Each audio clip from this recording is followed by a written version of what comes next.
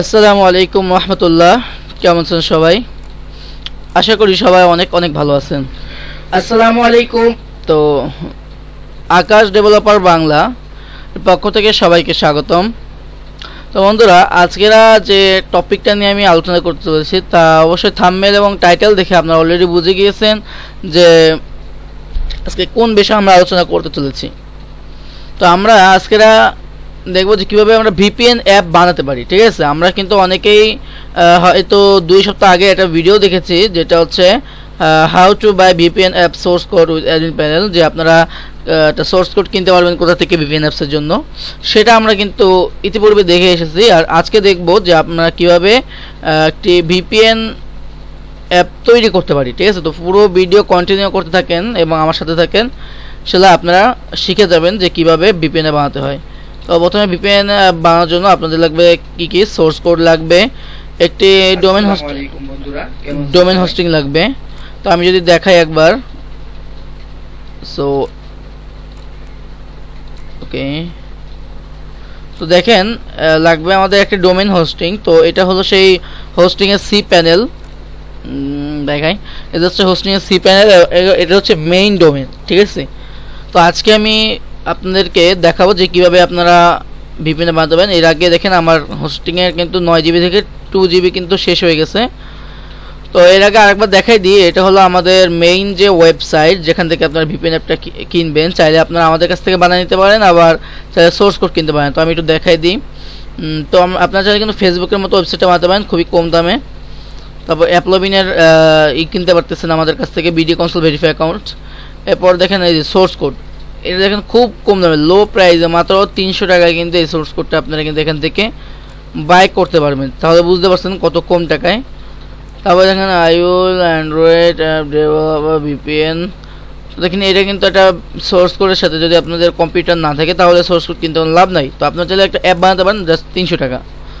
এছাড়া আরও কিছু সার্ভিস আছে যেগুলোকে আপনারা চাইলে একবার করে দেখে নিতে পারেন আমাদের কাছ থেকে। তো এখন আমি মূল ভিডিওতে চলে যাই। তো প্রথমে আপনারা লগ ইন করবেন এই সি প্যানেলটা। সি প্যানেল লগ ইন করার পরে আপনারা চলে যাবেন ফাইল ম্যানেজারে। ঠিক আছে, ফাইল ম্যানেজারে আমি চলে যাচ্ছি। এরপর আপনারা যদি চান তো আপনারা সাবডোমেন ক্রিয়েট করতে পারেন, বাট আমি সাবডোমেন ক্রিয়েট করবো না। আমি চাবো হচ্ছে পাবলিক এসটিএমএল, মেইন ডোমেনের উপরে একটা ফোল্ডার ক্রিয়েট করে নেব। এরপর দেখেন আমি কিন্তু এখানে অনেকগুলো অলরেডি ক্রিয়েট করছিলাম।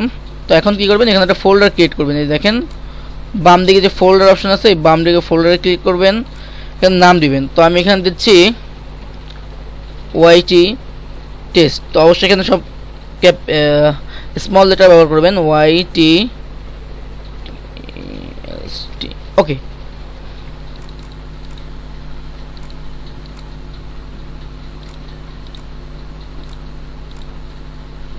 তো দেখেন এই যে ওয়াইটি টেস্ট এটা লিখলাম এবং এখানে আমি এটা দিয়ে দিলাম।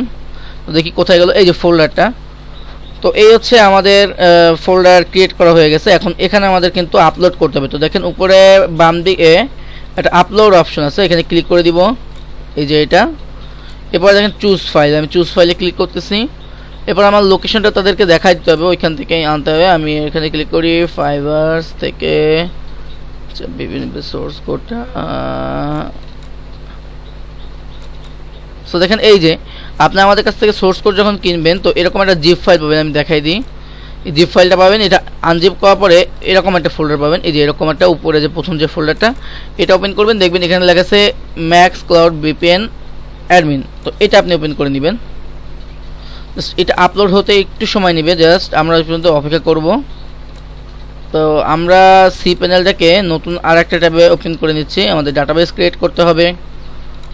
তো আমরা কী করবো, এখান থেকে চলে যাব জাস্ট নিচে মাই স্কেল ডাটাবেস, দেখতে পাচ্ছেন মাই স্কেল ডাটাবেস, এখানে ক্লিক করে দিবেন। এটা আপলোড সম্পূর্ণ হোক। তো এখানে আমরা যে নামটা কপি করছি ওয়াইটি টেস্ট, এটা নামে এটা ডাটাবেস আমি ক্রিয়েট করব।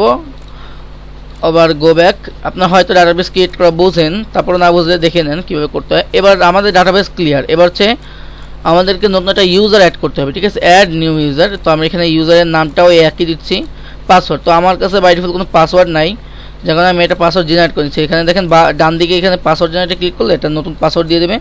আমি এটা কপি করে নোট প্যাডে নিয়েছি, মাত্র একবারই এটা আমাদের লাগবে, যার কারণে অত গুরুত্বপূর্ণ না। এরপরে এছাড়া আপনারা চাইলে পরে এটা চেঞ্জ করতে পারবেন। এটা হচ্ছে সুবিধা। তারপর এখানে টিক দিয়ে আপনারা এই যে ইউজ পাসওয়ার্ডে ক্লিক করবেন, হয়ে গেল। এবার ক্রিয়েট এ ইউজার, এবার আবার গো ব্যাক, আবার ব্যাক যাবেন। তো এবার কি করবেন আপনারা, দেখেন এখানে লেখা আছে অ্যাড ইউজার টু ডাটাবেস। তো এখানে আমরা দেখব যে আমাদের ওই যেটা কেবল ক্রিয়েট করলাম এটা কোথায়। তো এটা আমি দেখতে পাচ্ছি এই যে একদম নিচে চলে গেছে, এখানে ক্লিক করে নিলাম, এটা হয়তো নিচে চলে যাবে। এই যে দুইটা সিলেক্ট করে আবার অ্যাডে ক্লিক করে দিব। তো অবশ্যই মনে রাখবেন এখানে সবগুলো পারমিশন অল করে দিবেন, নাহলে কিন্তু আমাদের ডাটাবেস ফুলফিল কাজ করবে না। তো মেক চেঞ্জ, আমাদের কাজ শেষ। এখন দেখি কিন্তু আপলোড হয়ে গেছে, আমরা গো ব্যাক। এবার এটাকে আনজিপ করতে হবে, মাউসের রাইট ক্লিক করবেন, ক্লিক করার পর এখানে এক্সট্রাক্টের উপর ক্লিক করে দিবেন। সো আবার করি আমি এক্সট্রাক্ট, তারপর এখান থেকে জাস্ট এক্সট্রাক্ট ফাইলে ক্লিক করে দিবেন। দেখ আমাকে এক্সট্রাক্ট হয়ে গেছে। এবার এই যে জিপ ফাইল যেটা আছে এটা আমরা ডিলিট করে দিব এখান থেকে, ডিলিট। ওকে, এবার আমরা এইটার মধ্যে ঢুকবো, এই ফোল্ডারের মধ্যে যা আছে সব সিলেক্ট, ডান দিকে যে সিলেক্ট অলে ক্লিক করে মুভ থেকে এই যে অ্যারো ভিপিএন এতটুকু কেটে দিয়ে মুভ, আমরা ডাইরেক্ট আমরা এই ফোল্ডারের ভিতর সব ফাইলগুলো নিয়ে আসলাম। যে ওয়াইটি টেস্টে যাই, দেখেন সব চলে আসলো। এবার এই যে ফাইল 2 নম্বর যে ফাইলটা, এই ফাইলটা ডিলিট করবো, কারণ এই ফাইলের মধ্যে কিন্তু আমাদের সব ফাইলগুলো ছিল। তো এটা এখন কোনো কাজের না, এটা ডিলিট করে দিলাম। এবার আমরা এখানে যে নামটা লিখে সার্চ করবো, আমি প্রথমে আমার ডোমেন নামটা এখানে টাইপ করি। এর আগে আমি যেটা কপি করছিলাম এটা দিই, এবার ডট দিই, ঠিক আছে। ও সরি, আমি কি দিচ্ছি, তো আমাদের ডোমেন নামের পরে কি করবেন, একটা স্ল্যাশ দিবেন, যেহেতু আমরা পাবলিক স্ট্রিমে করছি। এরপর আপনি কি করবেন, ওইটা পেস্ট করে দিবেন, ফোল্ডারটা পেস্ট করবেন, দিয়ে এন্টার। দেখেন একটু লোড নিচ্ছে। তো দেখেন এই যে আপনাদের এইসব রিকমেন্ডেডগুলো দেখে নেবেন, এগুলো করা আছে কিনা, পিএইচপি ভার্সন কত দেওয়া আছে, মাইস্কিল এক্সটেনশনগুলো অ্যাভেলেবেল আছে কিনা, এগুলো দেখে নেবেন। অবশ্যই এগুলো অ্যাভেলেবেল থাকে হোস্টিংয়ে। তারপরে যদি না থাকে আপনারা কি করবেন, আমি দেখাই দিই একবার আপনাদের সুবিধার্থে। এগুলো অনেকের সমস্যা হতে পারে। একটু নিচের দিকে আসলে দেখবেন এই যে সিলেক্ট পিএইচপি, দেখেন সিলেক্ট পিএইচপি ভার্সন, এটা ক্লিক করে দিবেন। এটা এক একটা সি প্যানেলের এক একটা জায়গা থাকে, আপনারা খুঁজে নেবেন যে কোথায় কোনটা রয়েছে। তো অবশ্যই দেখবেন এখানে ভার্সন কত দিয়েছে, দেখেন এই যে কারেন্ট ভার্সন, দেখেন এখানে 7.4। তো আমরা যদি এখানে আসি দেখেন 7.4, এটা কিন্তু ভার্সন ঠিক আছে। এবার দেখেন এখানে যদি এক্সটেনশনে আসেন, তো ও যে এরা যেসব এক্সটেনশনগুলো দিতে বলতেছে, মাই স্কিল ইন এক্সটেনশন, তো এটা দেখেন অন করা আছে, মাই স্কিল।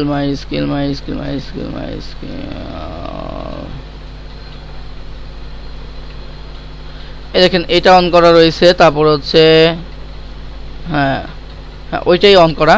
তো এটা কিন্তু অন করা, এই যে মাই স্কিল এটা অন করা রয়েছে, এর কারণে কিন্তু এখানে কোনো সমস্যা হয় নাই। তো এবার কী করবেন, জাস্ট নেক্সটে ক্লিক করে দিবেন। সমস্যা হলে আবার দরকার আমাকে বলবেন। তো কিন্তু পারচেস কোড কী দিবেন, মূল কথা হচ্ছে এখানে যে পারচেস কোডটা কী দিবেন এখানে। তো এখানে পারচেস কোড অনুযায়ী আপনারা দিবেন হচ্ছে এখানে, আমি এটা দিয়ে দিচ্ছি। আর আপনারা কিন্তু এখানে একটা পারচেস কোড পাবেন, ঠিক আছে। আপনারা যদি আপনাদের মতো দিয়ে দেন তাহলে কিন্তু সমস্যা, পরবর্তীতে আপনাদের অ্যাপসটা কিন্তু প্লে স্টোর থেকে রিমুভ হয়ে যাবে বা ওয়েবসাইট ক্র্যাশ করবে। তো অবশ্যই আমাদের কাছ থেকে পারচেস কোড আপনারা নিয়ে নেবেন। এই পারচেস কোড যদি কেউ ব্যবহার করেন সেক্ষেত্রে আপনাদের ক্ষতি। তো ভেরিফাইতে ক্লিক করলাম, দেখি ভেরিফাই হয় কিনা, দেখেন সাকসেস। নেক্সট, এখানে দেখেন ডাটাবেস হোস্ট। তো অবশ্যই আমরা জানি যে সব হোস্ট কিন্তু লোকাল হোস্ট হয়, তো লোকাল হোস্ট দিলাম। এবার ডাটাবেস ইউজার নেম, তো আমরা কিন্তু কেবলই একটা ইউজার নেম ক্রিয়েট করছি, এই যে দেখেন যে ইউজার নেম, আমরা এটা আবার ডবল ক্লিক করলে এটা কপি হয়ে যাচ্ছে। জাস্ট এখানে আমরা এটা বসে দেবো। এবার কিন্তু বুঝলাম আমাদের পাসওয়ার্ড কিন্তু একবার প্রয়োজন হবে, তো এইবারটাই শুধু পাসওয়ার্ডটা প্রয়োজন হবে, আর হবে না। আমরা এটাকে কপি করি, এখানে বসাই দিই। ডাটাবেস নেম, ডাটাবেস কী করবো, নেমটা এখানে বসাবো। ডাটাবেস নেমটা এই যে দেখেন ডাটাবেস নেম, আবারও দেখাই দিই, দেখেন এই যে ডাটাবেস নেম কিন্তু দেওয়া আছে। এখানে আমি একটা মেক চেঞ্জ আবার দিয়ে দিই সুবিধার্থে। তো সব কিছু ঠিকঠাক হয়ে গেলে ইনপুটে ক্লিক করে দিবেন। ইনপুটে ক্লিক করলে একটু ওয়েট করবেন। তো দেখেন ডাটাবেস ওয়েজ সাকসেসফুল ইনপুট। তো যদিও আপনার কোনো সমস্যা তাহলে এখানে দেখাবে যে ডাটাবেস ইনপুট হয়নি বা কী জন্য হয়নি, সব বুঝতে পারবেন। নেক্সটে ক্লিক করবেন। এবার আরেকটা কাজ কিন্তু আমাদের বাকি রয়ে গেছে। আপনি এখানে লগ ইনে ক্লিক করার আগে কী করবেন, একটু ব্যাকে আসেন, আসার পর আবার সি প্যানেলে আসবেন। আসার পর দেখেন একটু নিচে আসলে দেখেন পিএইচপি মাই অ্যাডমিন, এই যে বাম দিকে পিএইচপি মাই অ্যাডমিন, এখানে ক্লিক করে দিবেন। এখানে ক্লিক করার পর আপনাদের রিডাইরেক্ট করে আরেকটা পেজে নিয়ে যাবে, একটু ওয়েট করেন। তো দেখেন এখানে কিন্তু আমাদের সকল ডাটাবেস কিন্তু শো করতেছে। এখন আমাদের মূল যে ডাটাবেসটা আছে যেটা ক্রিয়েট করলে সেটা দেখতে হবে কোথায়। কোথায় কোথায় কোথায়, এই যে দেখেন একদম নিচে চলে গেছে। তো এর উপর এটা ক্লিক করে দিব। দেখেন এটা কিন্তু ফুল ফাঁকা। এখানে কি করবেন, এই দেখেন আমদানি।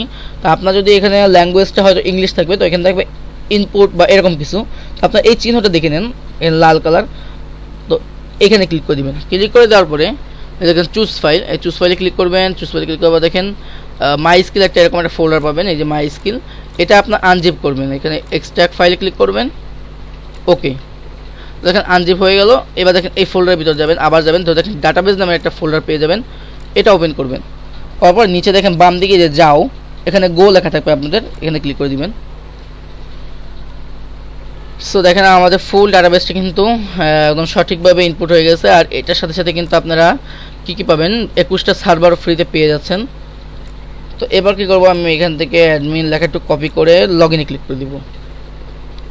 দেখেন এবার আমরা কী করবো, ইউজার নেম অ্যাডমিন দিব, পাসওয়ার্ড অ্যাডমিন এবার এটা ক্লিক করে দিয়ে আমরা লগ ইনে ক্লিক করে দিব। যাক, ফাইনালি আমাদের কিন্তু অ্যাডমিন প্যানেলটা ক্রিয়েট করা সাকসেসফুল।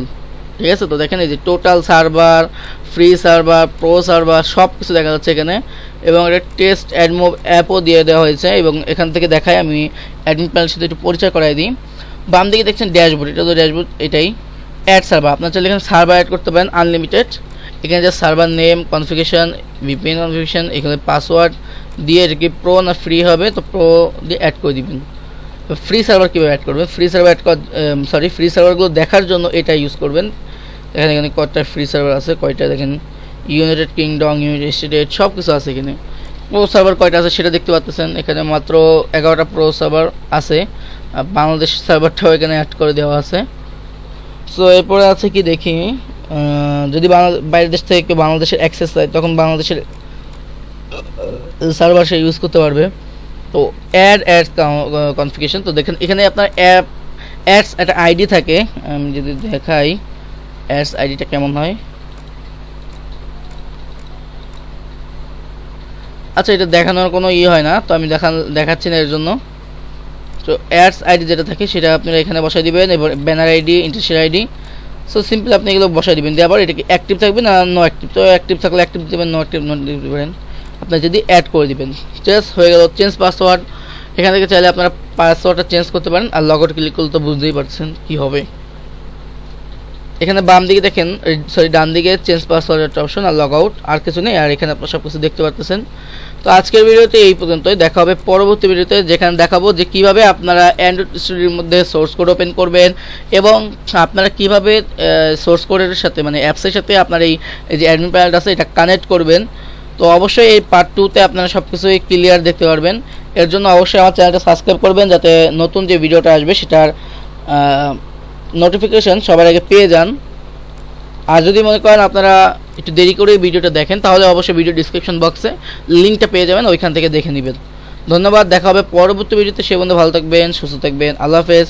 এবং আমাদের চ্যানেলের সাথেই থাকবেন আর সাবস্ক্রাইব করবেন। আর অবশ্যই বলে তো দিয়েছে যে কীভাবে সোর্স কোডটা কিনবেন। জাস্ট এই যে ওয়েবসাইট লিঙ্ক নামে একটা অপশন আছে, এখানে ক্লিক করলে আপনাদের ওয়েবসাইটে নিয়ে যাবে। একটু ওয়েট করেন, এই যে এখান থেকে ওয়েবসাইটে নিয়ে যাবে। ওয়েবসাইটে নিয়ে গেলে আপনারা শুধুমাত্র এখান থেকে সোর্স কোডটা খুব সুন্দরভাবে কিনতে পারবেন। ঠিক আছে, এখানে একটা অ্যাড শো করতেছে দেখতেছি। সো এখান থেকে আপনারা কিন্তু সব কিছুই করতে পারছেন। প্রথমেই তো বলে দিলাম সব। তো আল্লাহ হাফেজ, দেখা হচ্ছে পরবর্তী ভিডিওতে।